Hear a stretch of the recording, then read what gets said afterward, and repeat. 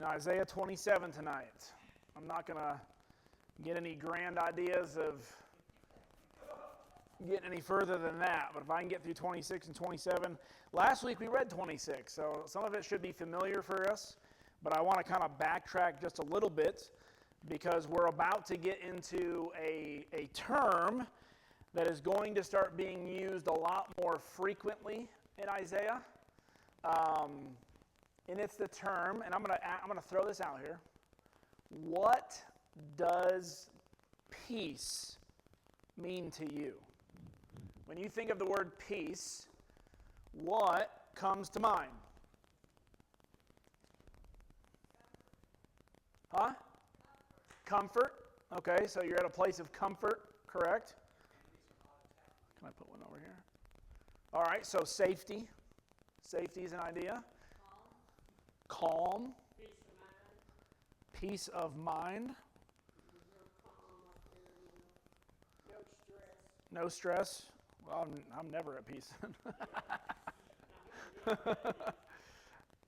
Anyone else? Absence of conflict. Absence of conflict. Okay.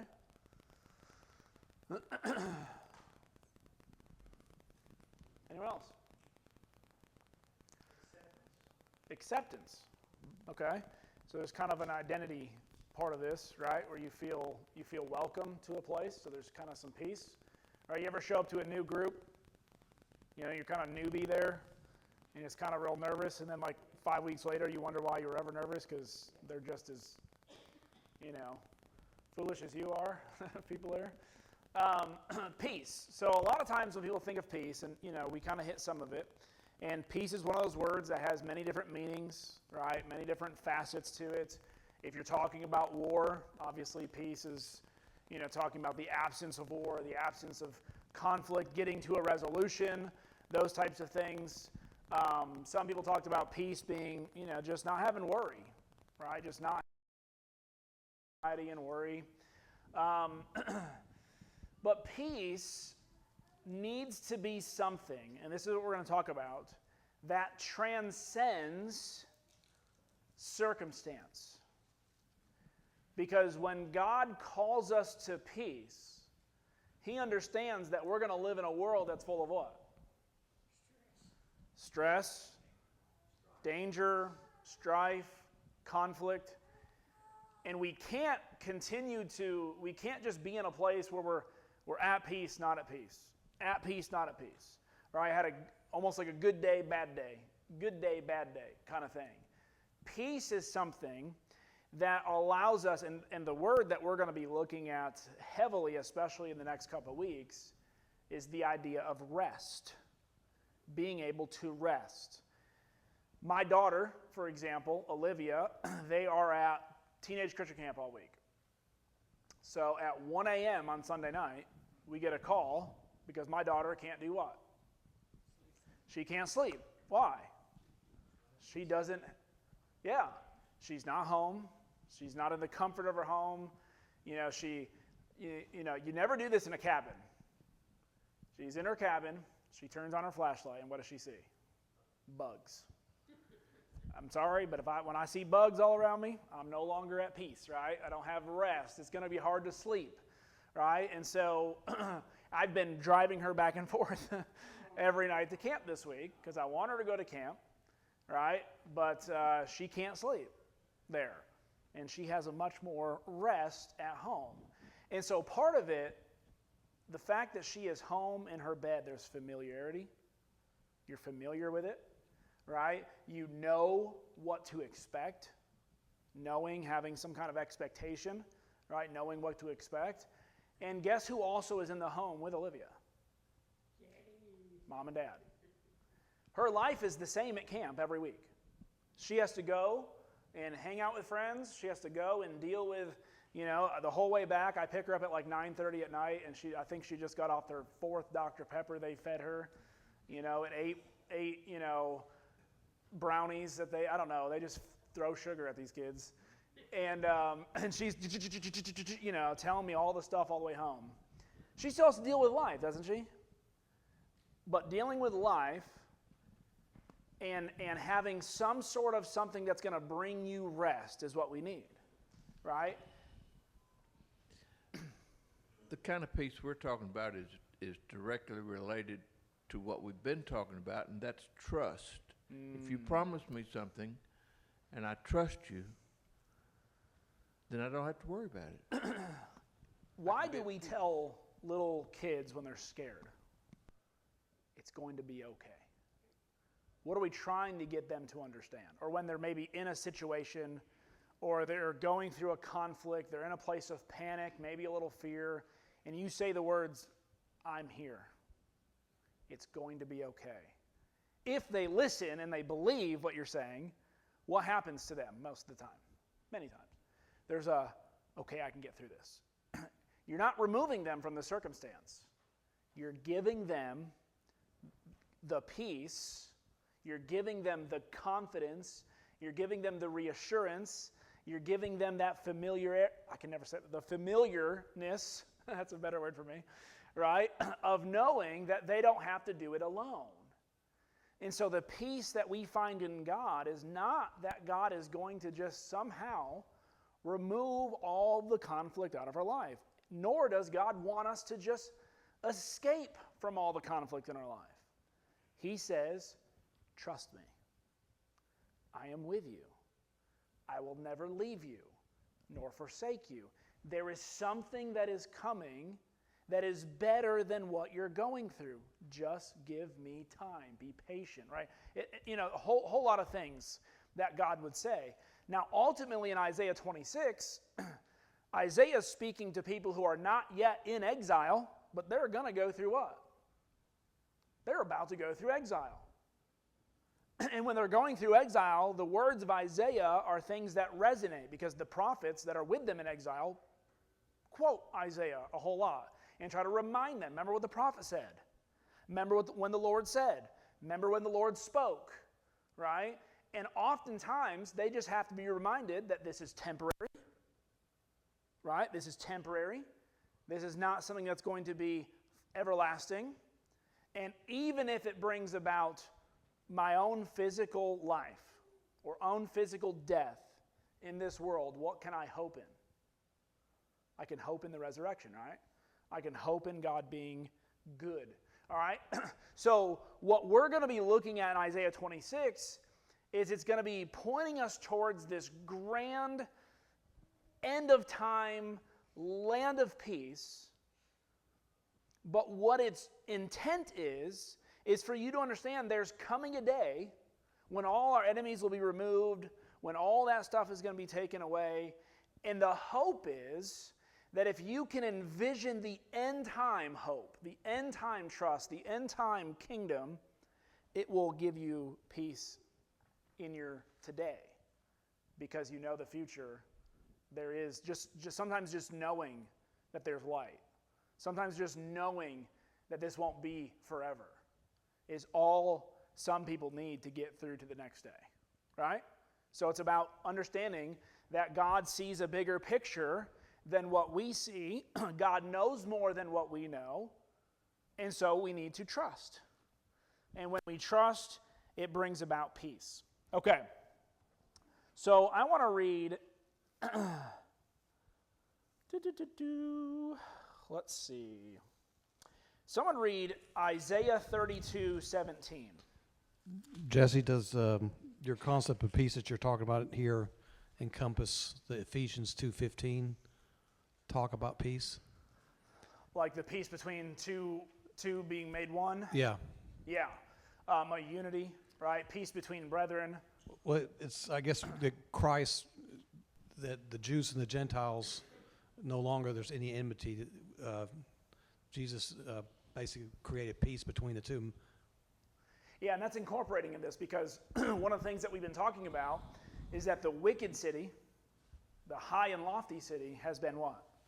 It's been destroyed, and that is resembling all of the evil and wickedness, right? So the people who are in this new city are not just Israel, and we're going to see at the end of chapter 27 that the invite goes out to Egypt, the invite goes out to Assyria, the invite goes out to the uttermost parts of the earth, and all of these people are coming to worship God. Well, how can you get an Assyrian, an Egyptian, And an Israelite, almost sounds like the beginning of a joke, right? In that culture, an Assyrian, an Egyptian, and an Israelite walk into a bar, right? Or walk into a bookshop, I'm sorry. Right? You wouldn't normally have that. And then to come and have a meal together. Well, the picture that we're looking at is that these people from different backgrounds and different cultures and different religions are all going to be united under one banner, which is God, worshiping the same God, and therefore it brings about peace among us. So yeah, that's going to be a part of what we're going to look at. 32:17. Oh yeah, I forgot I had someone. Yeah. The work of righteousness will be peace, and the effect of righteousness, quietness and assurance forever. You like that? What did it say? What is our work? What is the effect of righteousness? Peace. What is the result of righteousness? Quietness and assurance, or the ESV says trust. The result. So, what is righteousness? First, when we're talking about what is so all these things kind of come together. But what is righteousness? Righteousness is relationship, being right, and sometimes we don't like to break terms apart for us to easily understand them. But righteousness being right in the eyes of somebody, right? And righteous living, when we think about that, we only think about righteous living as good living. No, righteous living is covenantal living. Righteous living is what a marriage is, right? Or two best friends, or a mother and a father, or a mother and a daughter, like working together. We're living in a right relationship, meaning I'm serving you, you're serving me. We're playing our roles, we're playing our parts, and everything is working as it's intended. That results in peace. The effect of righteousness is peace. And then the result of that is a trust, right? So when we're in a right relationship with God, and we're living righteously, and we're doing the trusting thing, we have assurance. Why? Because God has promised that if you live right before me, and that doesn't mean perfect, right? Righteousness and perfection need to be kind of separated. Righteousness means you're in this relationship with the Father. It brings about assurance, okay? Because God has said, if you do this, here's the result. You don't have to question anything else. You don't have to think, well, what about this scenario? I'm going to throw another scenario out, right? And sometimes we do that to ourselves, don't we? But what about this? And what about that? And we try to theorize. And God says, do this. Here's the result. The result may look differently than what we would think it should look like, but we need to trust that it works. We need to trust the process, right? And so that's what we're going to be looking towards. Now, someone else read Isaiah 26:3, and then also read verse 12. Isaiah 26:3, and if you want to read it, raise your hand, and I'll give you a mic.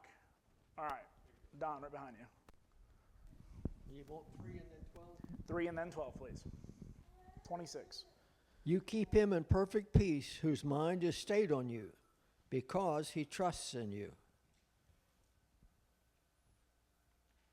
O Lord, you will obtain peace for us, for you have indeed done for us all our works. Does anyone know the Hebrew word for peace? Shalom. Shalom. And if you go to Israel and you meet an Israelite and you have an exchange with a Jew, most likely what are they going to say to you as they either meet you or leave you? Shalom, peace be with you. The Greek says that all the time. Paul's letters, he writes peace be with you all the time, but that's the shalom idea. And what they're doing is as you go throughout this day, when they say shalom, they're asking God be with you. That's how we may say God be with you, right? Godspeed. That's what we would use. But it's be in a right relationship with God. May God bless you. There's so many things that it encompasses, but it's the term that they would say shalom. It's almost a greeting, right? Shalom. And then as you leave, shalom. And it's I'm going to meet you in shalom. We are in peace. If I'm using it with you, we are in peace together. And then when I send you on your way, I want you to have peace as you go throughout your day. Okay? Because what the Jews recognize is that this peace needs to be found even if you leave this conversation we're having and you go have a horrible day. You may still have shalom. Okay? And that's what God's intent is. Because these people are in exile, but you keep him. Look at verse 3. You, this is God, keep him. We're talking about the righteous nation, verse 2. You keep him in perfect peace, whose mind is stayed on you. Any other translations out there? Steadfast. Who's having a steadfast mind.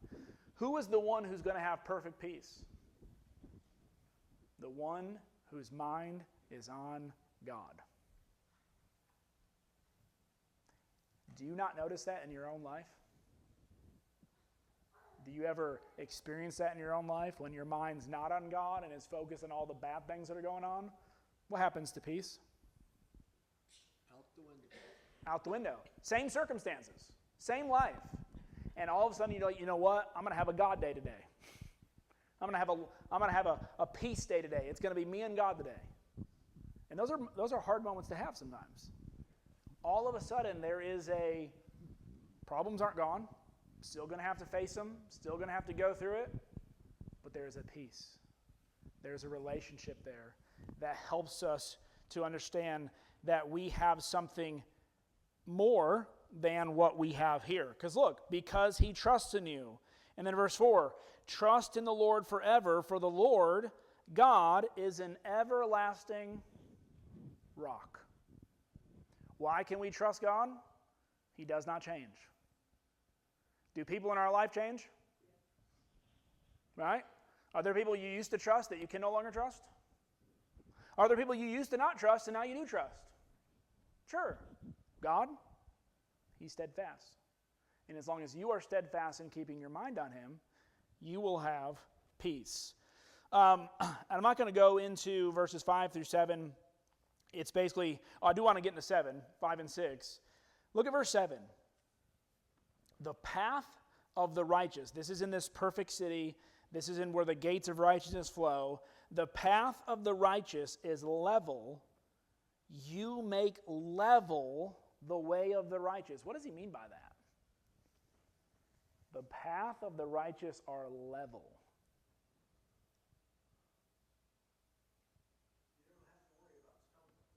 Well, one, you don't have to worry about stumbling. You know, if you just think about a path being level versus an unlevel path, right? You can go to the very, basic idea of that understanding. Straight and true. Okay. You're not having to guess where that's the Hebrew concept. You're not having to guess, where does this road lead me?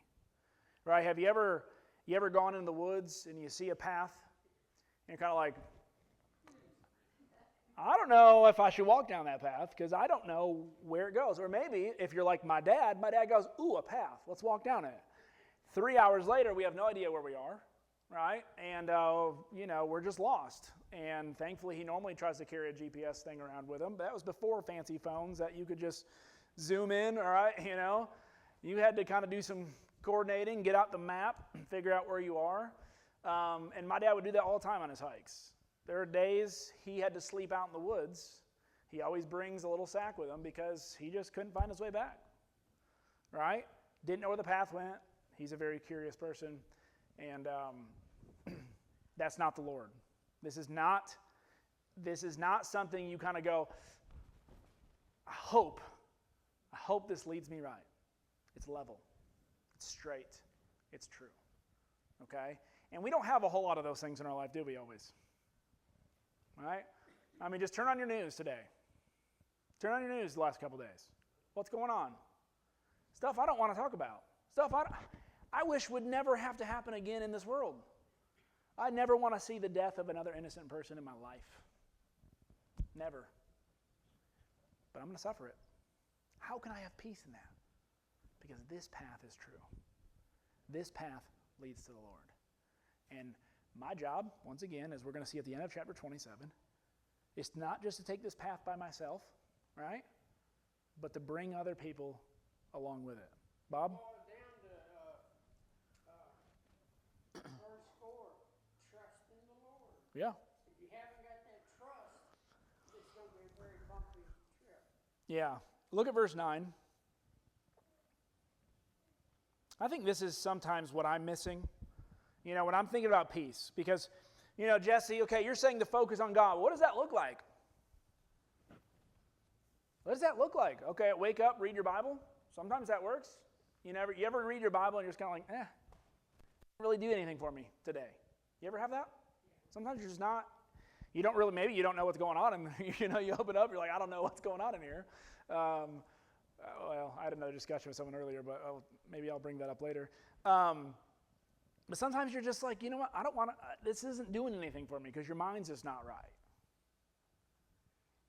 So what does peace, putting your mind and trusting in God look like? Sometimes it looks like verse 9. Someone read it. Someone read verse 9. Who wants a mic? All right, here. Read verse 10 as well. Yep. 26, 9 and 10. My soul yearns for you in the night. My spirit within me earnestly seeks you. For when your judgments are in the earth, the inhabitants of the world learn righteousness. If favor is shown to the wicked, he does not learn righteousness. In a land of uprightness he deals corruptly, and does not see the majesty of the Lord. But look at the beginning of verse 9. My soul yearns for you in the night. How many of you have ever felt that? And by the way, this idea of yearning is not like, we think of desire. There's almost this concept of yearning to be with the Lord. And being with the Lord means you're no longer here. You ever had that desire?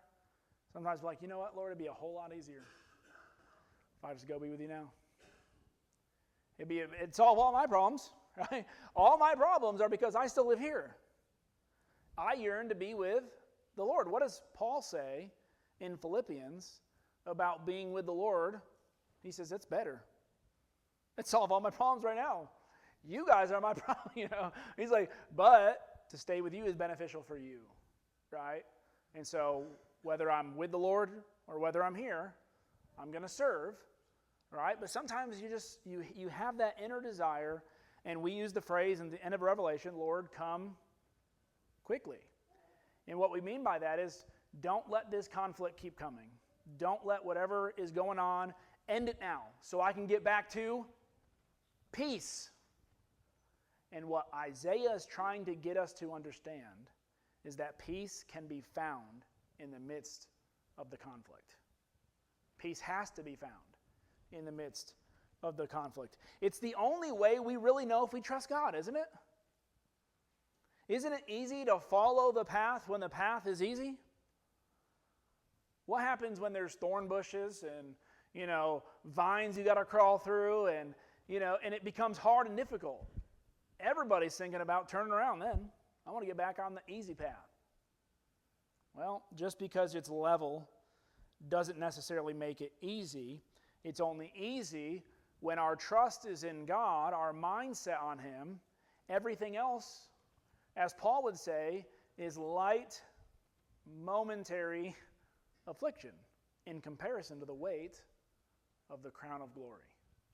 Right? And so that's kind of what we're waiting for. But this soul yearning, and verse 10, this is the opposite.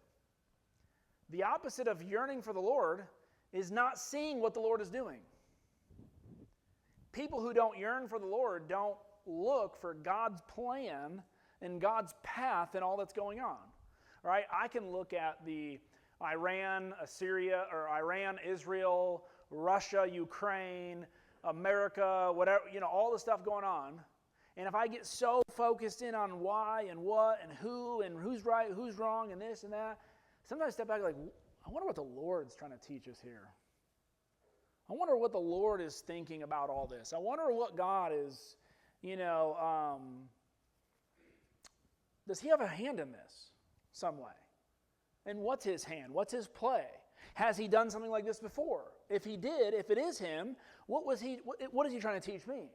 Right? So you kind of step back and you have a learning moment. Right at the verse 9, what does it say? The inhabitants of the world learn righteousness. How do you learn righteousness? How do you learn a right relationship with God? Well, you know what it means a wrong one looks like or a bad one looks like. How many of you have grown in your relationship with your spouse? Right? You've had to grow. How many of you grown in a relationship with your friends? Right? Every relationship is a growing thing. And when we don't learn the hard lessons, we don't learn from all the things that happen to us,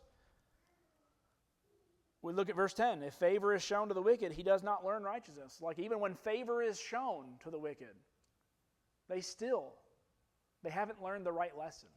Right? They're learning the wrong lessons. It says, the land and the upright, he deals corruptly, does not see the majesty of the Lord. So, O Lord, your hand is lifted up, but they do not see it. Let them see your zeal for your people and be ashamed. Let the fire of your adversaries consume them. And this gets right back into verse 12. O Lord, you will ordain peace for us, for you have indeed done for us all our works. What does he mean by that? What does it mean that God has done for us all of our works?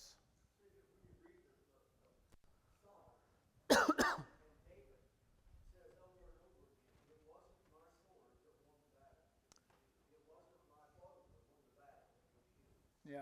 And even when we won't pick up the bow. This is what Isaiah is saying. When God rescues Israel out of captivity, it's going to be because God was faithful. God did something, even when Israel wasn't. All right? He's going to do all the works for us, all of our works for us. Is that not messianic? Is that not messianic to Jesus, of him being the fulfillment of the law for us, and we receive the benefits of him fulfilling and doing the works that we were meant to do? Right? You're saved by law by keeping the law. How many of you have kept the law? We haven't. Jesus did. Therefore, in Christ, we are seen as if we have what? Kept all of the law. And so God is constantly, he's showing us back here that God's like, if you trust me, I'll do it for you.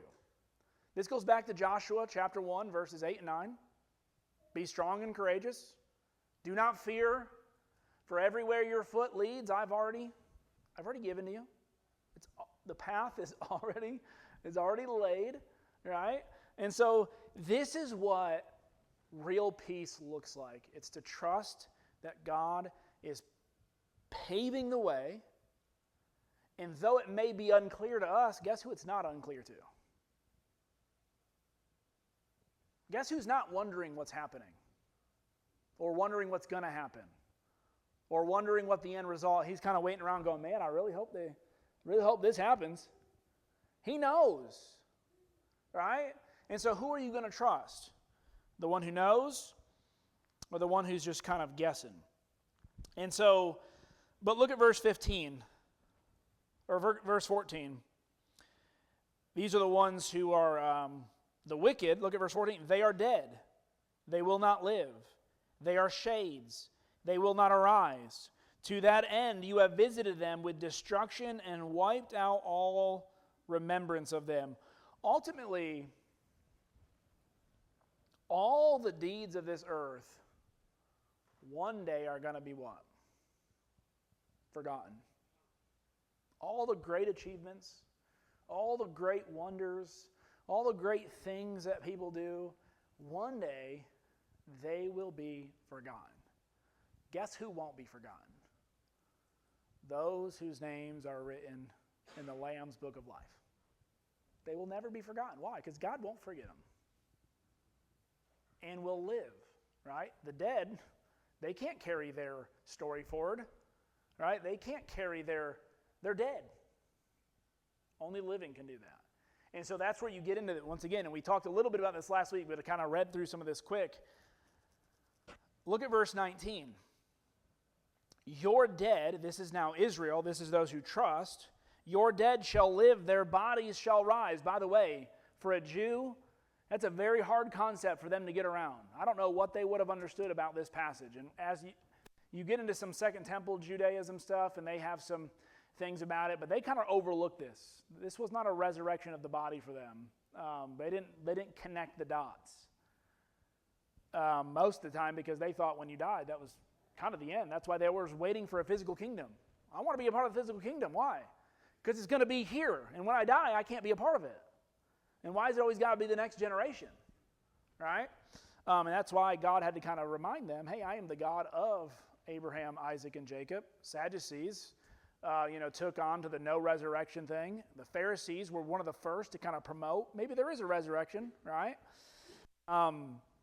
But those debates were going back and forth. But nonetheless, you who dwell in the dust, awake and sing for joy, for your dew is the dew of light, and the earth will come give birth to dead. Come, my people, enter your chambers, shut your doors behind it, hide yourselves for a little while, until the fury has passed by. For behold, the Lord is coming out from his place to punish the inhabitants of the earth, for their iniquity in the earth will disclose the blood shed on it, and will no more cover its slain. Righteous, wait. But in our waiting, it's not like we're waiting at a waiting room at a doctor. Waiting on the Lord is someone who is doing the Lord's work, doing the Lord's will. Because look at 27 verse 1. Now, I'm not a big fan of chapter divisions, but in that day connects us back to 26:1. What does 26:1 say? In that day, this song will be sung. In that same day, why is the song sung? In that day, the Lord with his hard and great and strong sword will punish Leviathan, the fleeing serpent. Leviathan, the twisting serpent. He will slay the dragon that is in the sea. Now, this is some ancient Near Eastern history culture stuff, but does anyone know what the Leviathan represented in like your ancient Canaanite and Amorite cultures? What it represented, not what it looked like. It was always this deep, deep, shadowy creature in the deep. That's why they were afraid, by the way, of the water. The Leviathan owned. It was the master of the water. Chaos and evil. Chaos and evil.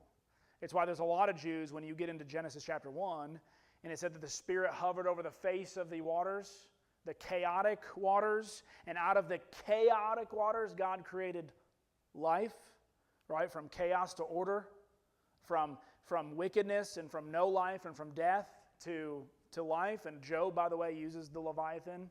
And God says, am I not the one who's made the Leviathan? Right? This thing that you fear so much. Well, if I'm the one who created it, then who should you fear more? The creation or the Creator? He says the Creator. And he says, so when I defeat the Leviathan, when it's done, that serpent. Now, Revelation picks up on the serpent, this fleeing serpent, as whom? As Satan, right? And specifically, the fleeing serpent, he flees from heaven when Jesus ascends, and there's this great battle, right? And he's thrown down to earth, and he flees from heaven. He's no longer allowed back. And now he just kind of roams around, defeated, but looking for those whom he can devour and take with him. Right? And so God's going to defeat him. He's going to be slain, and it's kind of a representation of all evil and wicked. Someone else read Colossians 2:15. Colossians 2:15.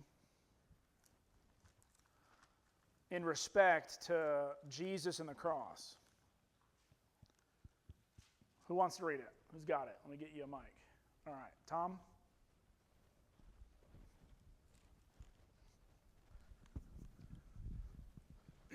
He disarmed the rulers and authorities and put them to open shame by triumphing over them in him. So he disarmed, overthrew, made them look like what? Brought them to open shame. That's what Jesus did on the cross, because he was made king. Ephesians 1, 17 through 21 tells us that he was made head, king over all rulers, all powers, all authorities, on heaven and on earth. Why does the start of the Great Commission in Matthew 28, what does it start with? I have been given all authority and power on heaven and earth. And then I'll just summarize it.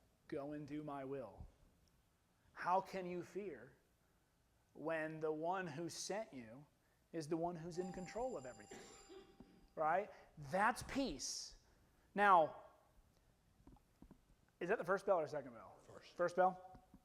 I think Paul had to have an overwhelming sense of peace to be able to be taken out of a city, stoned almost to death, and to get back up and walk back in that city preaching the gospel that got him almost killed. That's peace. That's shalom. He realized he was in a right relationship with the one who can take not just the body, but also can kill the soul. Who am I to serve? Who am I to fear? And in that moment when he walked back in the city, he showed that I fear God, I revere God, I trust in God, my mindset on God, more so than the fear that you can put into me through whatever threat, through whatever conflict, through whatever thing you want to do to me. I am not going to lose my confidence in God. And to me, that was one of the biggest shows of shalom that you've ever seen in Scripture, is to be able to walk and face the people who just tried to kill you. He didn't walk back in with a sword. He didn't walk back in to try to defend himself. He just walked back in doing the same thing that got him in trouble in the first place. It's what put Jesus on the cross. Did Jesus know when he went to Jerusalem what was coming? And he said, if my kingdom was of this world, my people would what? They'd fight. And guess what? If they fought, there wouldn't be a battle. And that's what, by the way, that's what the picture that we're going to get here when we read chapter 27 and also the book of Revelation. All of a sudden there's this, the armies come out, the battle of Gog and Magog, and the next verse says, and the Lamb had victory. There's no epic battle. The Lamb wins. And he knows he wins. There's not this close, right? The Leviathan, he slays it. He didn't wrestle with it. He didn't almost get defeated. He didn't get wounded from it. He defeated it. Right? He defeated it. And the only wound that Satan ever inflicted on Jesus is a wound that Jesus allowed him to inflict. Same thing with Job. Job's family was only wounded or hurt because God allowed him to. And Jesus even claims, no matter what you hear right now, nobody takes my life from me. I lay it down. Satan did not kill Jesus. Jesus laid it down for us. That's what allows us to have this peace and trust, because God is our rock, right? So, 2 minutes. Oh, let's just read. I'm going to read down the end of 27. And this is really cool because he defeats the dragon. It's like the end of a really cool story, right? You watch this movie or you read this book, and there's like conflict the whole way through. But at the very end, when the antagonist is defeated, battle's won, there's just always this scene of like peace, isn't there? Right? There's just this scene of like, oh, now the guy who just slayed all the enemies is now like with his family in a garden at his house. Right? There's always that scene. Leviathan is defeated. Look at the very next scene. Like God's just doing his thing. In that day, a pleasant vineyard, sing of it. I, the Lord, am its keeper. Every moment I water it, lest anyone punish it. I keep it night and day. I have no wrath. Would that I had thorns and briars to battle. I would march against them. I would burn them up together, or let them lay hold of my protection. Let them make peace with me. Let them make peace with me. He says, after the Leviathan's defeated, the reason why he's in the garden is because there's nothing else to defeat. There's nothing else to destroy. There is coming a time when there will be a last battle. There will be a last defeat of death. And we saw that in the earlier, like death no longer has its sting. Death will be swallowed up. And when that happens, God says, if there was another enemy to fight, I'd go fight it. But right now, we're enjoying the garden, guys. And I'm its keeper. And I keep it night and day. And I'll make sure it's watered, planted, picked, everything. For who? For you. And the question is that the kind of God that you want to be in a right relationship with? The one who doesn't need you, who doesn't need the garden. He's in the vineyard by himself, and yet he wants you to be a part of it. That's the kingdom we're invited to, and that's what 26 and 27 is talking about. The reason why God's defeating evil is not just because he's a slayer of evil. He wants those who are his to have what? Peace, and sometime to have peace, evil's got to be what? It's got to be defeated. Okay? All right, good class. Thank you.